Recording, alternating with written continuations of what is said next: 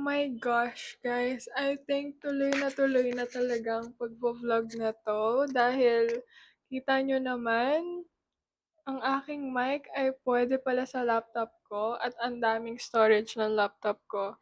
And yung phone ko wala na siyang storage, guys. So, yeah, and I'm very happy na puwede siya sa laptop. Like, I can't believe it. Ngayon ko lang triny. And this is me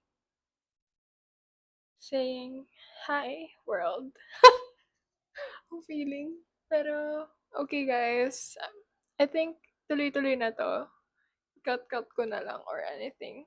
So, wag kayong madi-distract na nakatingin ako somewhere kasi nakatingin ako sa screen.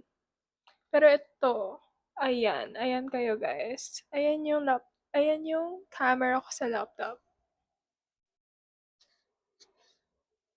right? Nasa keyboard siya. So, well, I can't do anything about it. And cute naman siya, hindi naman ako nabo-bother. So, yeah.